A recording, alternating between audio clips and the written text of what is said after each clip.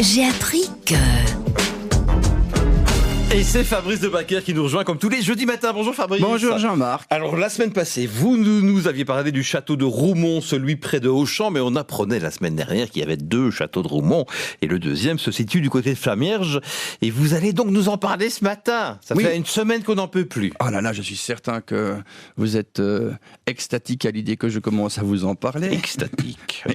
Extatique. Donc, château de Roumont de le retour. Donc, celui-ci, il est situé en plein milieu de la localité de Roumont-sur-Ourthe, Ouais. d'où son nom. Hein. On l'appelle aussi le château Kazaki, parce qu'il a été construit, commandité par un très grand personnage des États du Luxembourg sous l'impératrice Marie-Thérèse d'Autriche, qui avait construit une chaussée qui reliait Bruxelles à Vienne.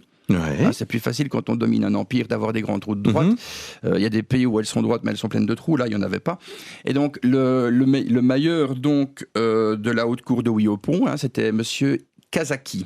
Oui. Donc, c'était son nom. En 1764, il fait construire son château qui a aussi servi comme relais. À l'époque, on n'avait pas beaucoup de stations-service, mais on pouvait donner à manger, à boire et prendre son petit déjeuner. Et ce qui est aussi un élément... Donc, c'est toujours un immeuble d'habitation, on ne peut pas le visiter, même si la conciergerie d'à côté abrite encore un gîte. Ah oui, donc, d'accord. ça, c'est intéressant pour voir au moins à quoi ressemble le bâtiment.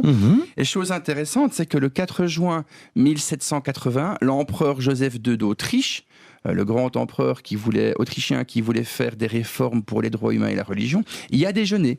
D'accord, ah oui. Donc il a quand même pris la peine de s'arrêter dans ces Pays-Bas autrichiens, Ouais. c'était nous à l'époque, pour y prendre le petit déjeuner. Sympa ça. Ah ça vaut quand même la peine. Alors c'est un site magnifique à visiter, ils ont un site sur internet, c'est à visiter. Visiter le site internet pour voir les photos, ou alors visiter le gîte de charme, mais c'est franchement très beau, ça vaut la peine de s'arrêter et de le contempler. Merci Fabrice. Bonne journée, à la semaine prochaine. À la semaine prochaine Jean-Marc, au revoir.